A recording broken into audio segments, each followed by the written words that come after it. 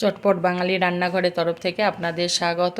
আজকে আমি একটি চিকেনের রেসিপি নিয়ে হাজির হয়েছি। আর এটা বানানো যেমন সহজ আর খেতেও খুব সুন্দর, আর গরম ভাতের সঙ্গে এটা দারুণ লাগে। আর এই জন্য প্রথমে আমি 250 গ্রাম বোনলেস চিকেনকে ধুয়ে পরিষ্কার করে এভাবে কেটে নিয়েছি। আর প্রথমে আমি এখানে দিয়ে নিলাম 1 চামচ আদা রসুনের পেস্ট, আর হাফ চামচ আমি দিয়ে দিলাম কালো গোলমরিচ গুঁড়ো, আর হাফ চামচ গরম মশলাটা দেওয়ার পর আমি স্বাদ মতো লবণ দিয়ে দিলাম। লবণটা দেওয়ার পর আমি 1 চামচ সয়া সস দিয়ে দিলাম। আর এখানে আমি দিয়ে নেব 2 চামচ টমেটো সসটা দেওয়ার পর আমি এখানে দেব 2 চামচ কর্নফ্লাওয়ার দেওয়ার পর আমি এখানে দেব আরও 1 চামচ ময়দাটা দেওয়ার পর আমি এখানে দেব একটা ডিমটা দেওয়ার পর আমি সমস্ত উপকরণগুলোকে ভালো করে মাখিয়ে নেব।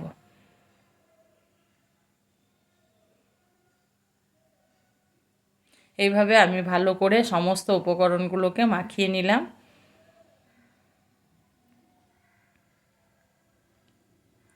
আমার মাখানো হয়ে গেছে।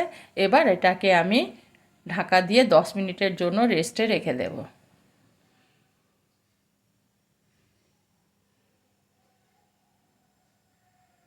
10 মিনিট পর আমি ফিরে এলাম। এবার আমি এখানে দিয়ে দেব ঝালের জন্য 1 চামচ শুকনো লঙ্কার গুঁড়ো। এই লঙ্কার গুঁড়োটা দেওয়ার পর আমি আবারও সমস্ত উপকরণগুলো ভালো করে মিশিয়ে নেব। আমি লঙ্কার গুঁড়োটা সব শেষে দিয়েছি। এবার আমি গ্যাসের মধ্যে একটা কড়াই বসিয়ে দিলাম। কড়াইয়ের মধ্যে আমি কিছুটা সাদা তেল দিয়ে নিয়েছি। তেলটা গরম হলে এবার আমি আস্তে আস্তে এগুলোকে তেলের মধ্যে ছেড়ে দেব।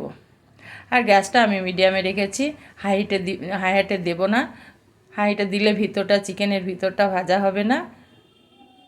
এটা মিডিয়াম হিটে ভাজলে ভিতরটা হবে মুচমুচে, খেতে দারুণ লাগে। এবার আমি ঘুরিয়ে ফিরিয়ে এটাকে ভাজবো।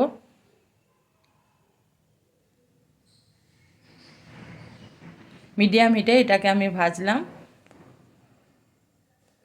আর এইভাবে আপনারা বাড়িতে একবার বানিয়ে দেখুন। অল্প টাইমের মধ্যে সুন্দর একটা তরকারি, খুব ভালো লাগে বাচ্চারা খেতে। এটা থাকলে আর কিছু চাইবেই না। এবার আমার এগুলো ভাজা হয়ে গেছে। এবার আমি এক এক করে তেল থেকে উঠিয়ে নেব। আবারও আমি বাদবাকি যেগুলো আছে সেগুলোকে আমি একে একে তেলে ছেড়ে দেব। আর যদি আমার রেসিপিটা ভালো লাগে তবে একটা লাইক করবেন, আর সাবস্ক্রাইব করে চ্যানেলটির পাশে থাকবেন এই ছোট ছোট ভিডিওগুলো পাওয়ার জন্য। এইভাবে আমি আবারও ঘুরে ফিরে চিকেনগুলোকে ভেজে নেব। এগুলো আমার ভাজা হয়ে গেছে। আমার চিকেন ফ্রাই রেডি হয়ে গেছে। এবার আমি পরিবেশনের জন্য রেডি করব।